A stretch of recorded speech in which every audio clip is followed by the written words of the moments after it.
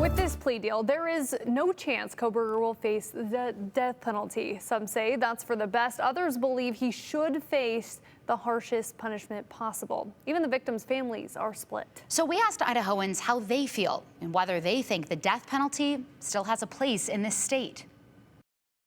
If someone's going to take other people's lives, their life should be paid in return the same way. What's important in killing someone? If you already have them in custody, they no longer pose a threat. They are in prison. Better than going to trial. I don't agree with the plea deal. I think he should be put to death after, doing all those murders. Did you know that he took the plea deal a couple weeks ago? Yes. I think it's a good thing. Overall, it's more peaceful, and saves a lot of energy, time, and resources.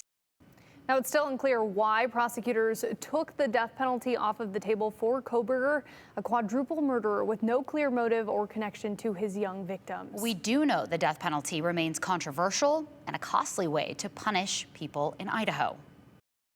The death penalty is very expensive. Robin Marr with the Death Penalty Information Center says along with saving victims' families from years of trauma and uncertainty, plea deals do, in fact, save taxpayers time and resources. Every study that's been conducted has shown that it is more expensive to sentence someone to death and execute him than to incarcerate him for the rest of his natural life in a maximum security setting. Why is the death penalty so much more expensive than life imprisonment? Well, this is the most extreme sanction that we can impose on a human being.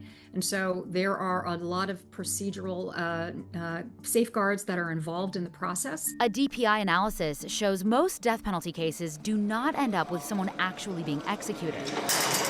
Inmates sit on death row for years while their appeals play out. Judges often overturn their convictions or sentences. Idaho hasn't executed anyone in more than a decade. The Department of Correction tried to execute Idaho's longest-serving death row inmate Thomas Creech last year, but staff couldn't insert an IV line into him. And now, a judge has halted his sentence. Although, this year, the U.S. as a whole did see an uptick in executions. The more meaningful evaluation of whether people are supporting use of the death penalty now and want it to continue are when we look at jury sentences. And juries are increasingly saying no to the death penalty. Last spring, in the same Idaho courthouse where Kohberger has appeared, a jury said yes to the death penalty for Chad Daybell. So pursuant to Idaho Code 192515, the court is directed that the defendant would be sentenced to death on those counts. He was convicted of killing his first wife and two of his current wife's children. State prosecutors are also pursuing capital punishment in at least one other high-profile murder case.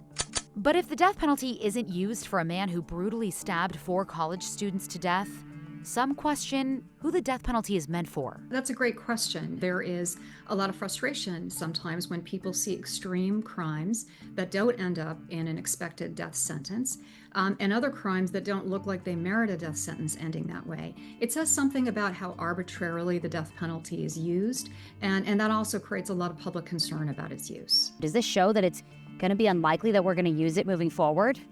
I don't think you can ever make that kind of prediction based on the outcome of a single case. What I think is really encouraging about the outcome here is that all the parties got together and made a good decision in the interests of everyone. In total, there are currently 9 inmates on death row in Idaho. As of March, though, all executions are paused in the state as the Idaho Department of Correction renovates its execution chamber to accommodate Idaho's new main method of execution, the firing squad.